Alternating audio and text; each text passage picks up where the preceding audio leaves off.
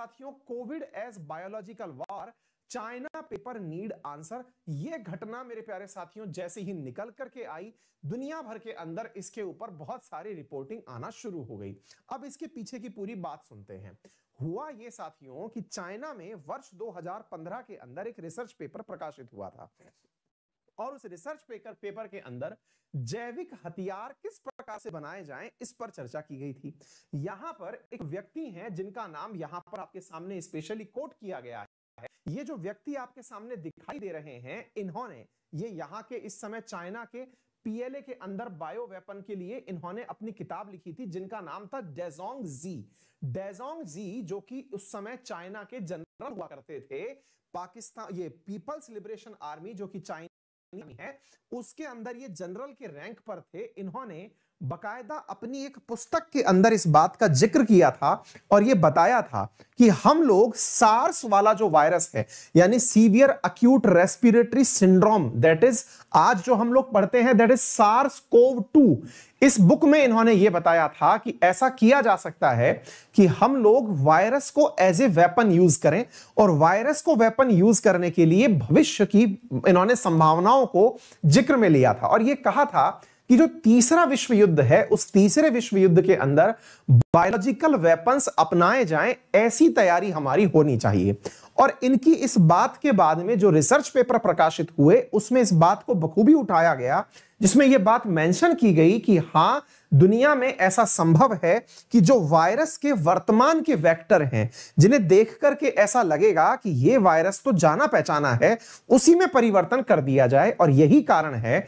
कि सार्स का वायरस जो वर्ष 2003 में चाइना में आया था वही वायरस को पकड़ा गया ताकि वो वायरस अपने अंदर कुछ परिवर्तन करे और दुनिया में एक प्रकार से जाकर के बायोलॉजिकल वेपन के रूप में यानी जैविक हथियार के रूप में दुनिया के ऊपर आक्रमण करे। इस पेपर के अंदर एक बात और रिपोर्ट की गई है और वो ये है, अब ये लिखी हुई चाइनीज भाषा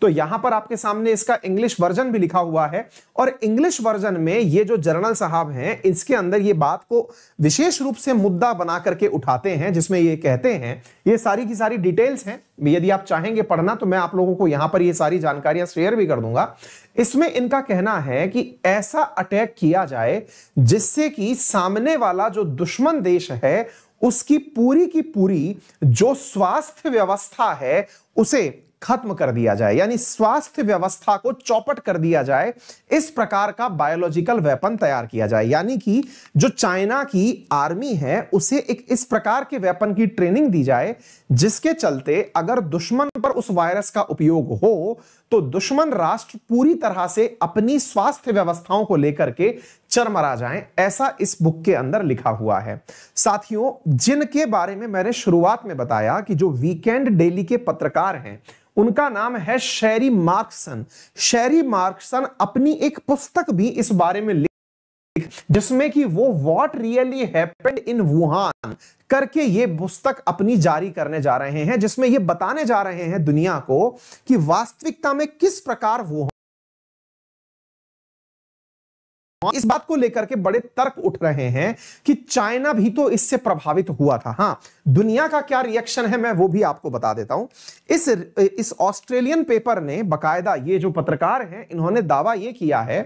कि न्यूज भले ही हमारी है लेकिन ये न्यूज इससे पहले यानी कि हमारे पास आने से पहले ये न्यूज अमेरिका के पास थी। अमेरिका के पास अमेरिका की खुफिया एजेंसी को ये रिपोर्ट हाथ लगी थी, हम तो केवल इस रिपोर्ट को छाप रहे हैं। आपको मालूम होना चाहिए कि अमेरिका और ऑस्ट्रेलिया, जब अमेरिका में डोनाल्ड ट्रंप का शासन था तो बहुत लंबे समय से इस बात के प्रयास किए जा रहे हैं कि जिम्मेदार ठहराया जाए चीन को कि कोरोना वायरस की जननी यही है। अब इस रिपोर्ट से यह बात पता चलती है कि यह कोई रिसेंट कारनामा नहीं है, यह 2015 से इनके दिमाग में चला आ रहा था कि हम लोग इस प्रकार का कोई कार्य करेंगे। अब एक बहुत ही लॉजिकल आर्गुमेंट बनता है जो आप ही की तरह मेरे दिमाग में भी बना और वो ये था कि अगर ऐसा होता तो फिर क्यों नहीं, मतलब क्यों चाइना के अंदर खुद में कोरोना के पेशेंट निकले थे। चाइना के अंदर, वुहान के अंदर भी तो बहुत जबरदस्त तरीके से कोरोना फैला था। तो इस पत्रकार ने इस बात को प्रॉपर तरीके से डिफेंड किया है और इसने कहा है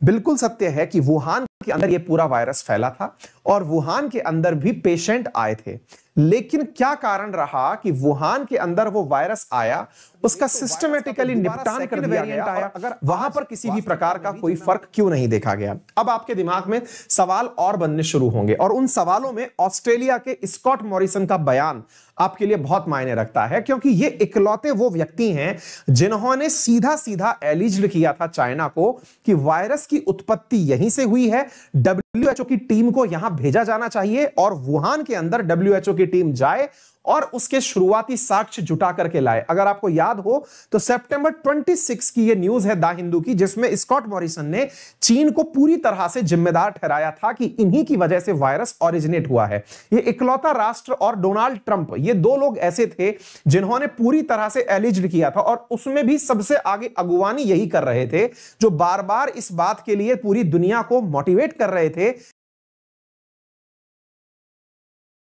जब इनके प्रयासों के बावजूद WHO की टीम यहां जाने के लिए तैयार हुई तो यहां पर WHO की टीम को शुरुआती तौर पर तो जाने ही नहीं दिया गया। चाइना ने यह कहा कि हम अपने यहां पर अपनी संप्रभुता के खिलाफ मानते हैं कि हमारे यहां वायरस की जांच करने कोई आ रहा है। जब पूरी तरह से पॉलिटिकल प्रेशर बढ़ने लगा तो फिर वहां पर टेड्रोस एडेनॉम के ही कहने पर, यानी कि WHO के कहने पर, जो टीम है वो वुहान गई और जांचने के लिए कि क्या वहां पर फैला। लेकिन उस टीम ने आकर के जो रिपोर्ट दी उसमें भी ये बात बोली उन्होंने कि हमें ऐसा कोई साक्ष्य नहीं मिला कि वुहान से फैला, लेकिन हम ये भी कहना चाहेंगे कि हमें उन संदिग्ध जगहों पर जाने ही नहीं दिया गया जहां से रिपोर्टिंग हो सकती थी। तो यानी इसने लोगों के साथ में जो जानकारियां साझा की वो भी बड़ी लिमिटेड थी। अच्छा, इसके बाद में एक सवाल और बनता है कि ऑस्ट्रेलिया ने चाइना के साथ में जितना भी बर्ताव किया उसका नुकसान क्या ऑस्ट्रेलिया को उठाना पड़ेगा कभी? तो देखिए, ऑस्ट्रेलिया ऑलरेडी ट्रेड वॉर की स्थिति में चल रहा है। चाइना ने बहुत सारे ऑस्ट्रेलियन सामान को अपने यहां मंगाने से मना कर दिया है, यह तो चला ही आ रहा है। लेकिन ऑस्ट्रेलिया के पास में चीन का एक विकल्प इंडिया के रूप में उपलब्ध है, जिन्होंने हाल ही में स्पेशली